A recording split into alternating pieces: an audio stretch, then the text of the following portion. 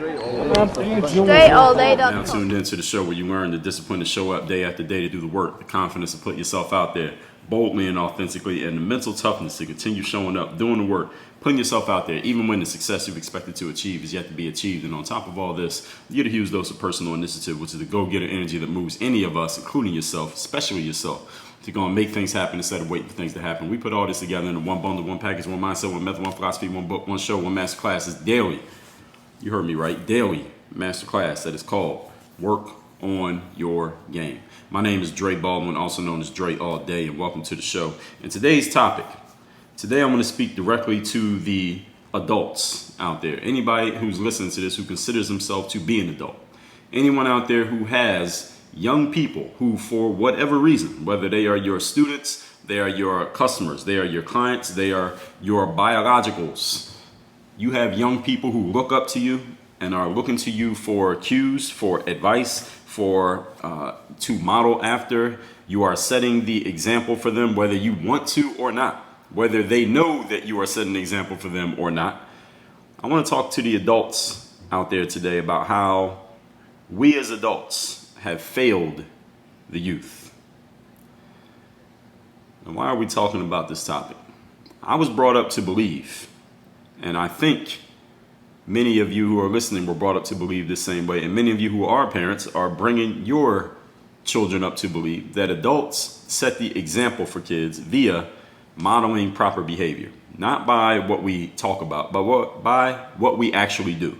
Now, hopefully, if you're a person of integrity, the things that you talk about and the things that you do are very closely related. There's a very close integration. There's a close congruence between your words and your actions. But that's the way that I was brought up to believe, that I look at what adults do and that's giving me an example of what I should be doing. I see myself as a person who, with people watching me, I aim to conduct myself in such ways as to give them a solid example to follow, to not only be at my level, but also to be better than me. Because just thinking about it practically, if someone is following my example, I'm 38 as I'm recording this. So if someone's following my example and they're 17, okay, you are starting out way further ahead than I am, because I'm telling you something right now that may not be new to me, but I probably didn't know it at the age that you are right now, which means you have a head start on me, which means you could be a lot better than me. So I'm not expecting you to be me. I'm expecting you to go further than me, because you have information and insights and strategies that I didn't have at the age that you were. I don't care if someone's 2 years younger than me or 20 years younger than me. You have an advantage over me, which means I expect you to go further than I will. And you will be coming to the age that I am much further out into the future of humanity, which means there will be more knowledge, there will be more science, there will be more technology, there will be more opportunity. I don't think things are going backwards. I think things are moving forward. So that means the world will be better in many ways 20 years from now than it is today, which means you will have even more of an advantage that I won't have, at least not at the age that you're at. Hopefully I'm still alive, but I won't be at the age that you'll be at 20 years from now, which means you have a huge advantage over me to be further ahead and to be better than me, right? And I feel that many adults have failed to live up to this standard, especially over the last 4 years. I'm recording this in the last trimester of 2020. Before the 2020 presidential elections.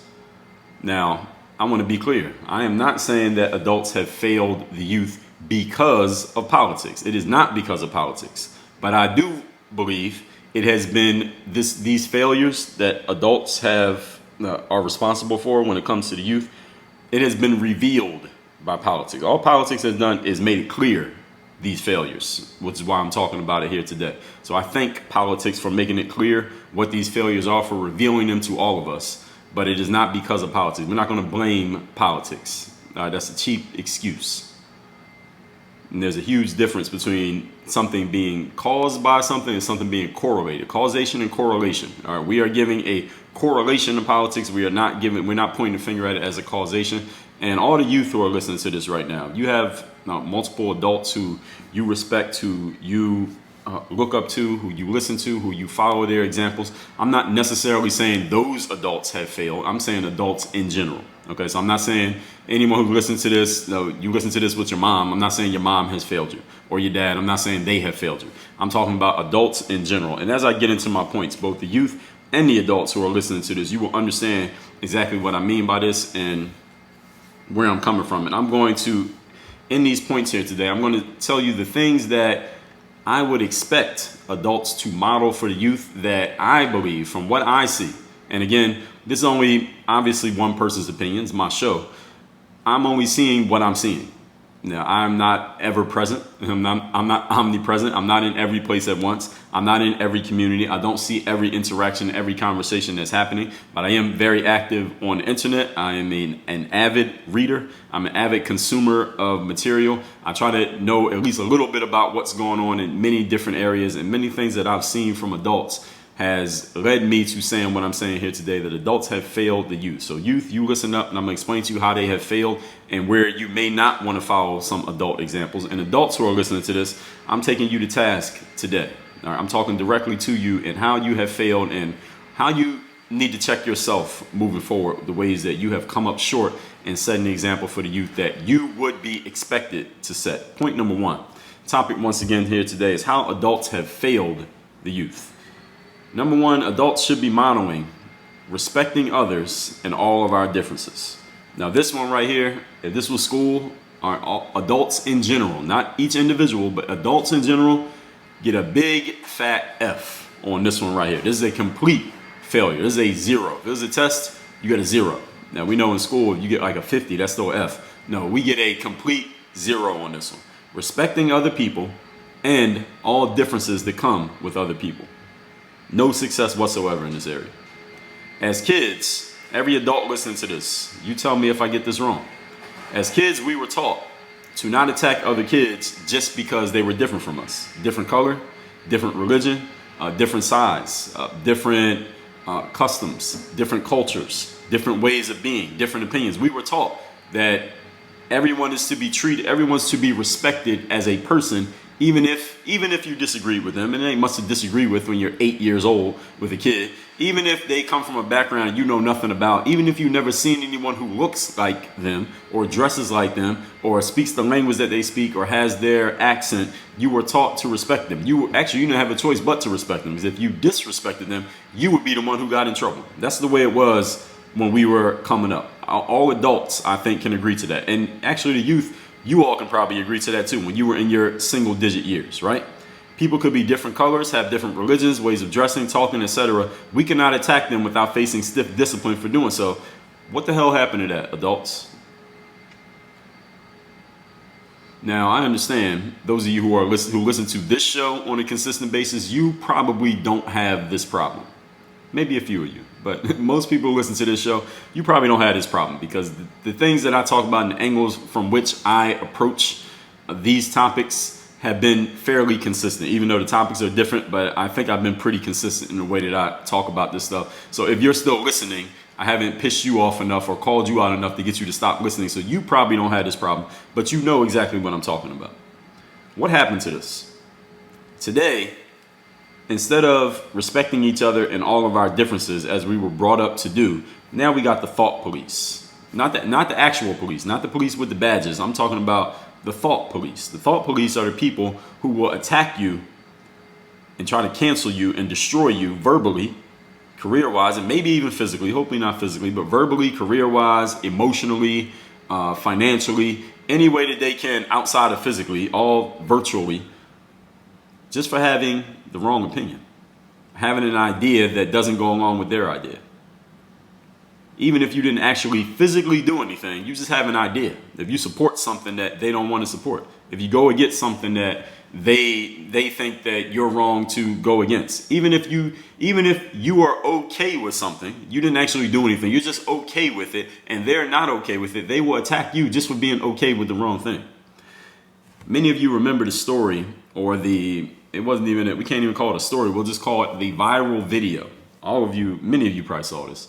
A couple years ago, Washington, D.C., there was some kind of rally happening for Trump supporters or Republicans, whatever it was, happening in Washington, D.C. It was a whole lot of MAGA supporters were in D.C. gathered together, and they were kids. There were some kids in standing on the steps of, I don't even know what building, but it was in Washington, D.C. Y'all remember this. Is the kid, this white kid, he has this Make America Great Again hat on. Obviously young kid, baby face.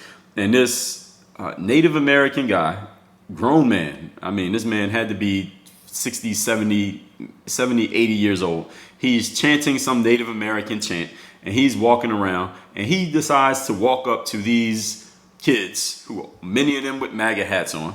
He walks up to these kids and he gets face to face with one of the kids, and he's chanting his Native American chant, whatever it happened to be. The kid, who was 16 years old at the time, his name was Nicholas Sandmann. He was 16 years old at the time. He didn't back down. He didn't run. He didn't do anything to the guy. He didn't even say anything to the guy. He just stood his ground, standing where he was already standing. And this Native American man walked up to him and continued to chant. And they're maybe a foot or less away from each other, the Native American chanting, the kid just standing there with this smirk on his face. And I remember when this video came out, I remember seeing it, it went viral, and I remember seeing the video, and of course the viral clip of anything that comes out was 10% of the actual full clip. And I've been conditioned now, anytime I see a viral video clip, my first question is, let me see the full video. Let me see what happened before this part, and let me see what happened after this. I need to get the whole story. Don't just give me the part that is sensational. And we know where the media wants you to go with anything that they choose to allow to go viral. And yes, they do control it. But anyway, this video comes out, and the prevailing line that went with this video clip was that this MAGA student, this what's the word? This arrogant MAGA supporter, white supremacist, racist kid who was obviously raised terribly by some racist parents who had the audacity to support Donald Trump. Who is he to antagonize this Native American man? Turns out the Native American man, who is a very brown-skinned guy, so he's on the black or brown side, and he turns out he was a military veteran in the United States, and he's 70-something years old. This kid, Nicholas Sandmann, was painted as the perpetrator. He was the one who started this, and he was doing all these bad things, and he was viciously attacked. Maybe not personally. I'm sure he was attacked personally in many ways, but just through social media. His name was dragged through the mud on social media by people who saw nothing but this viral 30-second clip of him smirking while this Native American man was chanting in his face.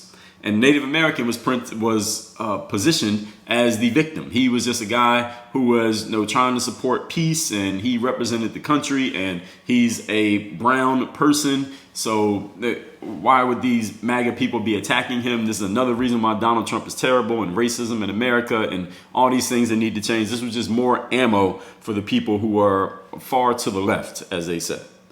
Turns out, the same day that video came out, it was a very interesting story when I saw it. And I remember looking at the video and watching it, and I'm seeing this Native American man chant, and I'm looking at the kids, and I'm saying, all right, the kid isn't actually saying anything. Like, he's looking at him. And here's the thing that a lot of people grabbed, the toehold that a lot of people grabbed when that video came out, is the smirk on Mr. Sandmann's face. He recently turned 18. We're going to get to him in a minute, but he was 16 at the time. And what a lot of people didn't like, what touched a lot of people emotionally, this is how people emotionally went off the handle with this, was when they saw the smirk on the kid's face. And they're like, yeah, he has that smirk on his face. He has this, I want to punch him in the face. He has that asshole, racist, white person face, this white privilege face. This is the things they were saying about him. This is a 16-year-old kid in high school. This is what people, grown men and women, were saying about him with blue checks on their accounts on social media, were saying about this kid when this clip came out, which was, first of all, crazy to me that they would say that about a minor who is not, technically an adult should not attack a minor, right? For whatever reason, unless the minor actually started it with you, which he didn't. And I'm talking about the social media people. And then the other thing is, I'm looking at it just from a practical standpoint. I'm like, well, the kid didn't fucking say anything. He didn't say anything. He's just standing there. If he wants to smile, he can smile. If he wanted to frown, he could frown. If he wanted to give the guy a dirty look, he could give him a dirty look. If he wanted to turn his back on the man, he could turn his back on him. If he wanted to stick his fingers in his ears and act like he couldn't hear him, he could do that. He could do whatever he wanted as long as he was not going against another person's civil rights. He was not violating that Native American man. The man wanted to walk up and chant, or he wanted to stand there and chant. He had the right to, I suppose. But the kid had a right to respond however he wanted, whether he wanted to smile, give him a blank stare, whatever. That is not something that could be read into. You cannot judge a person's emotions and thoughts. You can't read them. You can't judge them. So a lot of people were making these statements. And again, him being a 16-year-old kid, that just sounded ridiculous to me. And it told me that a lot of these people were already very triggered just by the fact of the hat that he had on, which was a bright red Make America Great hat. So I went and found a full video. And many of you may know what happened here. Some of you may have seen that viral clip, but you never saw the full video, don't know what happened after that. I'm about to fill you in. So I went and found a full video.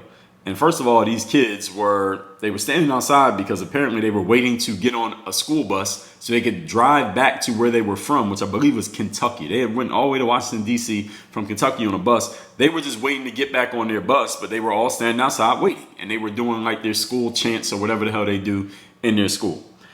And in the longer clip, you see a black man who was I guess we could call him a black nationalist. I don't know what other word to give him. He had one of those, he had like the speaker connected to a big, what do they call it? Like a walkie-talkie type thing with a long cord connected to a speaker. So everything he was saying, he was speaking into the speaker, but then the message would be amplified.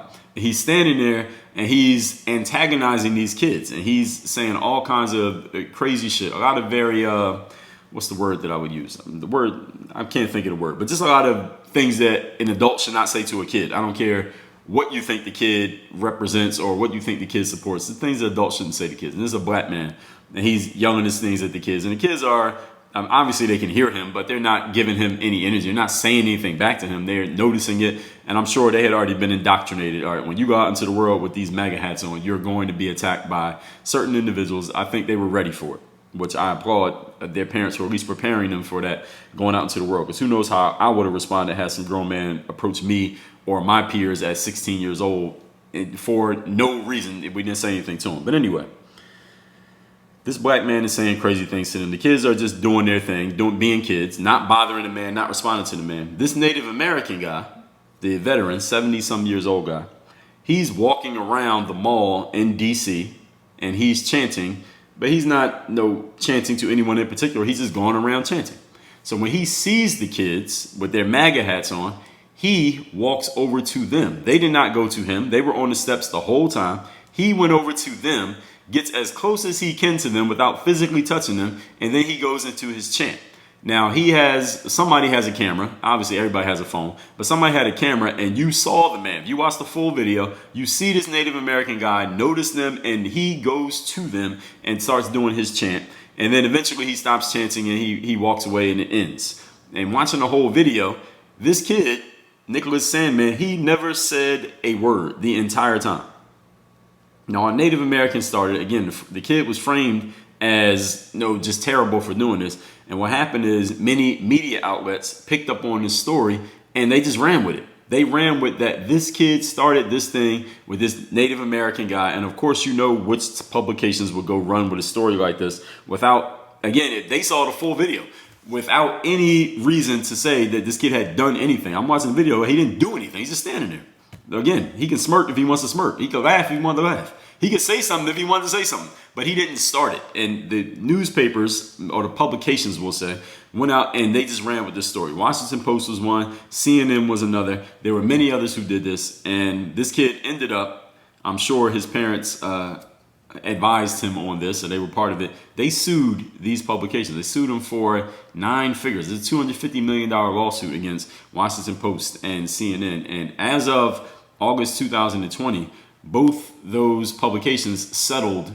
with Sandmann and company, and I'm sure they had to pay maybe not the whole $250, but they had to pay a lot to settle those lawsuits and not have to go to court because it's basically liable, the things that they did, calling this kid out and saying these things. And the reason why this is point number one, why I'm bringing up this story in point number one, and the topic once again is how adults have failed the youth, is respecting others and all of our differences.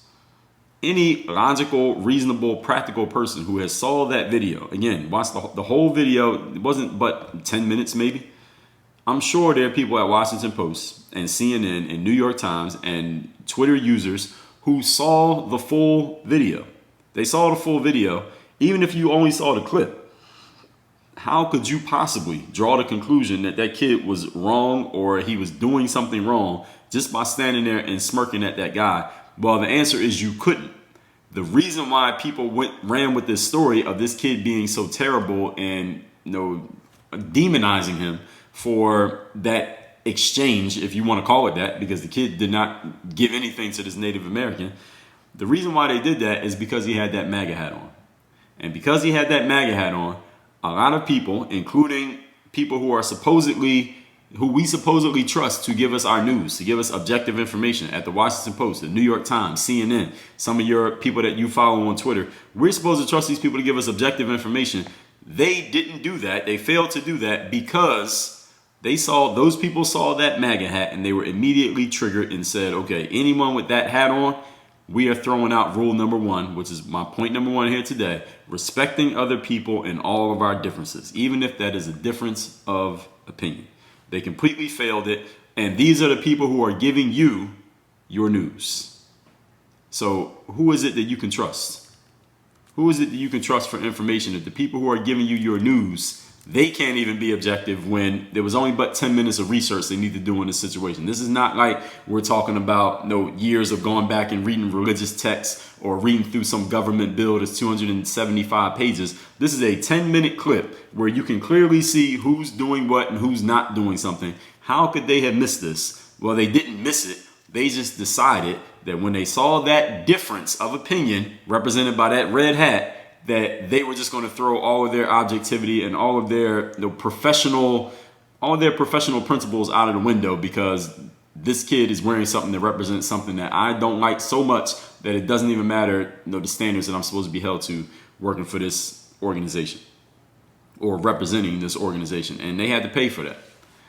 And this is one of the ways that, and this is the reason why I did masterclass number 1474, which is titled Stop Watching the News, because these publications that are supposedly the ones we're supposed to trust for objective information, supposedly just tell us what happened and let us figure it out on our own, they have completely abandoned those principles based on the fact that they no longer respect difference of opinion.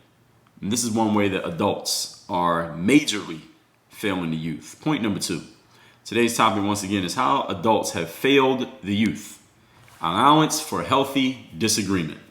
This is another one that you get a complete 0 on, adults. We get a complete 0. Youth, I know you are seeing this, and what they say in human nature that the youth usually reject the principles of the prior generation. They do the opposite. So hopefully, youth who is listening to this, you reject what you're seeing adults doing right now. You do the exact opposite, because there's a whole lot of disagreement that's anything but healthy right now. I've been watching videos seeing videos on social media over the last months, plural, of all these protests that are turning into just basically street wars between different groups. One group supporting this candidate, one group supporting this other candidate. Basically, that's basically what it comes down to.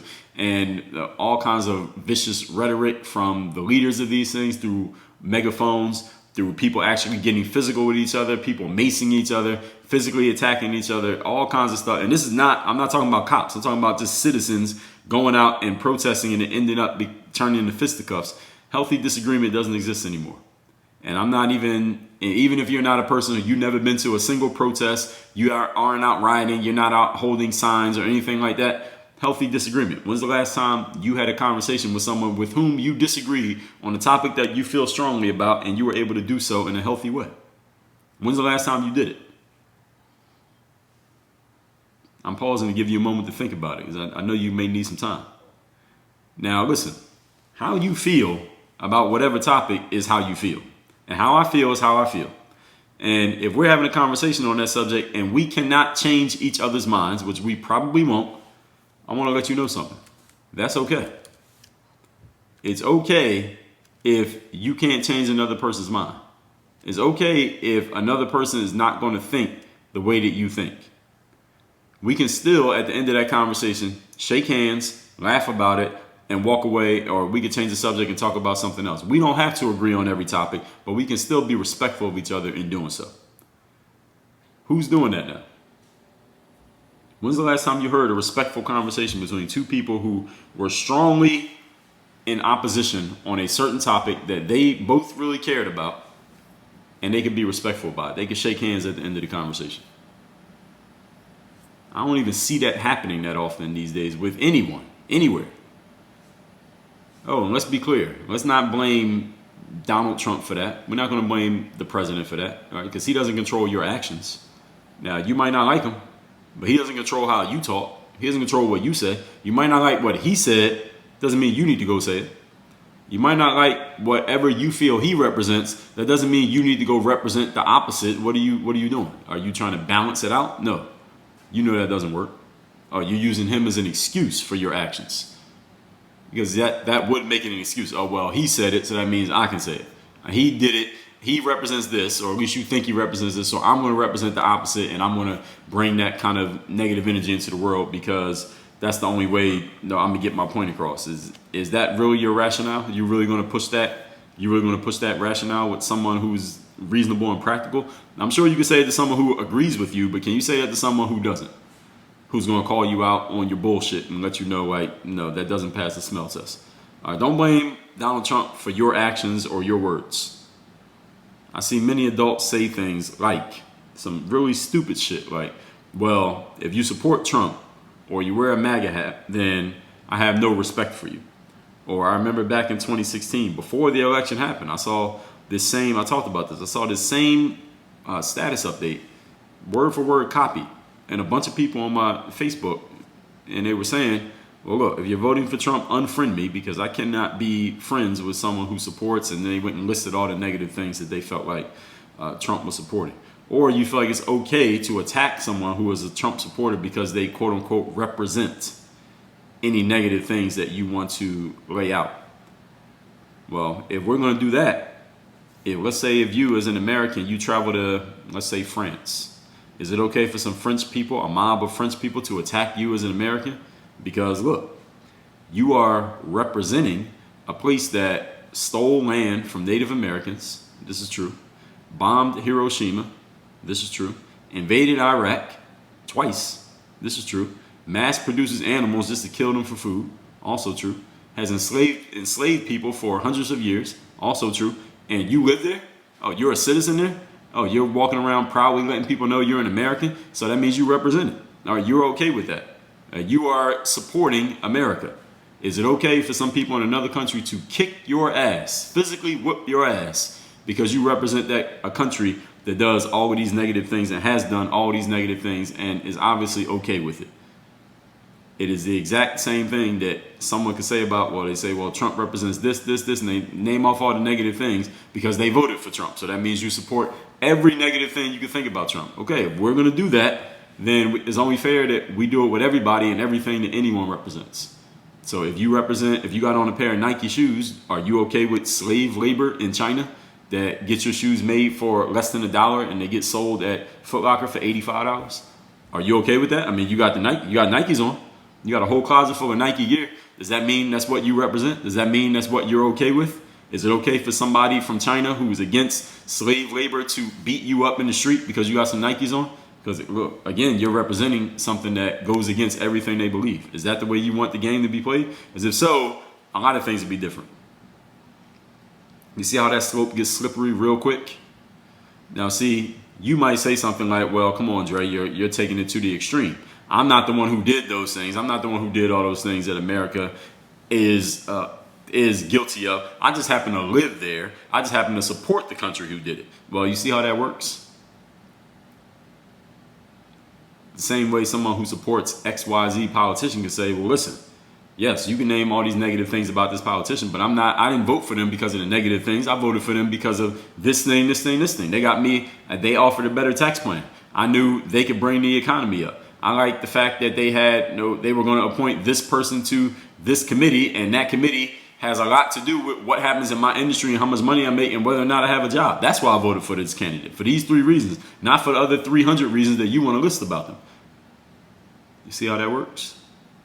Same way you could say, well, I live in America because it's the land of the free, home of the brave, is the most opportunity here. This is where I was born in the first place. This is where all my family is. This is where I see the most opportunity for me moving forward. Not because they bombed Hiroshima, not because they enslaved black people for years, not because they invaded Iraq, not because they mass produced animals to kill them, not because they stole land from the Native Americans. I don't support America because of those reasons, even though they are true. I support America for these reasons over here. So the same way that you can create that separation in your mind for yourself, you should respect the fact that another person can have that same separation for themselves without having to explain it to you. See, they don't have to explain to you why they feel how they feel, why they support what they support.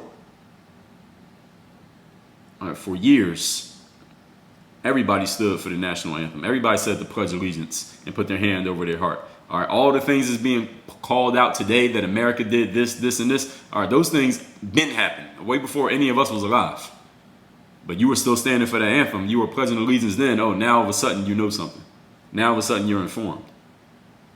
Now you don't want to represent it. Well, listen, kneeling during the national anthem doesn't change the fact that it's still money coming out of your check to support the government that you claim to be against when you kneel during the national anthem to pay taxes. Money's still coming out of your check. The IRS is still taxing you. You're an entrepreneur. You're still paying to support the country. If you go to a store and buy something and it's sales tax, you buy something for $1, but the actual price is $1.07, you have supported the government. So not standing up during the national anthem doesn't stop you from supporting the government. The only way you can do that is to completely extricate and be a complete separation from the whole situation, which nobody is willing to do. Nobody's actually doing. So could somebody whoop your ass for supporting America? Again, of course, you would always come up with a reason why nobody could whoop my ass for supporting America. Okay, then that means you shouldn't demonize someone for supporting someone that you don't like. Just because you could point out the negative things about them. Well, listen, I just pointed out a bunch of negative things about you. All right, you live in America, you support it. You pay taxes here. You pay taxes every time you buy something. You pay taxes every year. If you got a job, they taking it straight out your check. You ain't got a choice but to pay taxes. You're supporting it. So can somebody attack you? Can an African attack you because America stole from Africa and enslaved a whole bunch of people, and now here you are supporting it? Wouldn't that makes completely logical sense if we're going to use the same parallel? This is the second point that I'm talking about here today: healthy disagreement. Just because someone can point out some negative things about something that you either represent or are a part of, or they believe that you are tacitly okay with, doesn't mean that they have a right to attack you. And it doesn't mean you had a right to attack another person just because you can do it. But adults these days seem to have forgotten this. So youth who is listening to this right now, if you have some adults around you who are indoctrinating you with such negative energy, you got to catch yourself. Allow what I just shared with you to be your wake-up call. Point number 3. Today's topic is how adults have failed the youth. The third thing that adults have failed in is engaging in emotion and rhetoric over strategy and thought. Now, this is not me saying that it's wrong to use rhetoric. I mean, I do it every single day here on the show. It's just me here. It's a solo show. And I'm not saying it is wrong to engage in emotion. We're all humans. If we didn't have emotions, we'd all be automatons. We'd be like The Sims. You know The Sims, the video game? We all be like that. All right, even they got emotions. All right. Emotion and rhetoric are not negative things, but when it comes to dealing with conflict, when it comes to dealing with internal conflict, external conflict, dealing with other people with whom we disagree, especially, emotion and rhetoric over strategy and thought just does not work. But adults seem to be using it over and over again these days, and the youth are watching you, and they're going to grow up to do exactly as you're doing. Adults, you know this, and you don't have to be a mother or a father for that to be happening. Youth are watching you through your feeds, through your socials, through your emails, through the products that you sell, through the things that you talk about in your story, the throwaway comments that you make that you think nobody's listening. They're paying attention and they're being indoctrinated by this. So what are you using more often? Emotion and rhetoric or strategy and thought? Now, my mother used to run a child care business. And when she had these children here, these are young kids, I'm talking before preschool age, 1, 2, 3 years old kids. And when the kids would be playing with toys and stuff like that, and they would start crying over something because they didn't get their way, or fighting with each other over some blocks or something like that, my mom would or they had a temper tantrum, or the kid would just fall out or be screaming and crying and making all kinds of histrionics because they didn't get their way. My mom would always admonish the child by saying, use your words. That's what she would always say. Use your words. This is a 2-year-old kid crying. Use your words. What she was saying was that the kid needed to learn to communicate effectively instead of defaulting to an emotional outburst every time things didn't go their way. Allow me to repeat that. When my mother told the kid to use their words, she was telling them to learn to communicate effectively instead of defaulting to an emotional outburst when things don't go your way. Now, adults these days are pretty capable of using our words. We all use our words very well, but we often do not use our words in rational or mature ways. We use our words in emotional and attacking ways because of our intolerance, our inability to be respectful of people with whom we disagree, our triggering, the fact that we allow ourselves to be emotionally triggered by anything that even sniffs of disagreement with how we feel, our internal dogma. These are the things that children do when they don't know any better.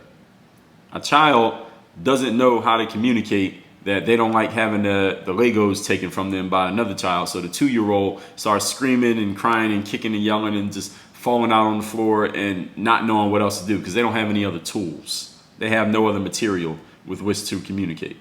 You, 37-year-old, 55, 28, 42, you have more tools than the 2-year-old. But why are you still responding the same way? Rhetorical question. I'm going to let you marinate on that one as we recap today's class, which is how adults have failed the youth. I was brought up to believe that adults will set the example for kids via modeling proper behavior. And I see myself as a person who, knowing that people are watching and listening to me, whether it's 2 people or 2 million, I want to conduct myself in such a way as to give them a solid example to follow to be better than me. Now, it doesn't mean that any of us is always going to be perfect, but we know when we've done something that we probably don't want modeled, and we need to catch ourselves and express that when we know we've done wrong. But these days, I'm seeing a lot of adults failing the youth in their modeling and justifying it, which is not a good thing because all you're going to do is perpetuate this cycle because the youth is watching you and they will do what you do, not what you say. Point number 1. Respecting others and all of our differences. As kids, we were told, we were forced to not attack others who were not like us. Colors, religions, ways of dressing, talking. We couldn't attack them because we faced stiff discipline if we did. What happened to that? These days, you can't even think different from another person or look like you think different from another person. You will be attacked. You could be a 16-year-old kid with the wrong hat on, stand somewhere and smile, and you're going to be attacked for it all over the media. 16 years old by adults all over the media, all over the world, simply because they believe they are projecting onto you certain thoughts that represented by clothing that you have on that they are so emotionally triggered by that they cannot control themselves. That is ridiculous. Point number 2, healthy disagreement. You feel how you feel, I feel how I feel, and that's fine. If we can't change each other's minds, which we probably won't, that's all right. We can still shake hands, laugh about it, respect each other, and walk away from it. Who's doing that now? Don't blame the president for that. He didn't create the division of adults not being able to be respectful of each other. He didn't make you not respect other people. You chose to not respect other people, and then you chose to blame it on somebody else. All right, that's what kids do. Kids make mistakes, do wrong things, and then when they get called out for doing the wrong thing, they try to find somebody to blame because they're not mature enough to take on the responsibility for their own actions. Are you doing that? Are you living a second childhood right now?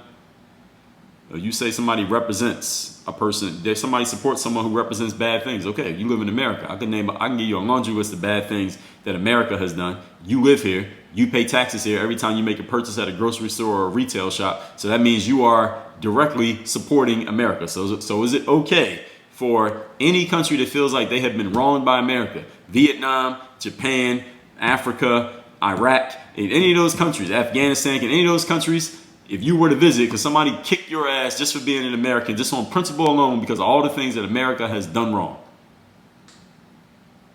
Exact same thing. It's a direct equivalency. It's not a false equivalency. It's a true equivalency.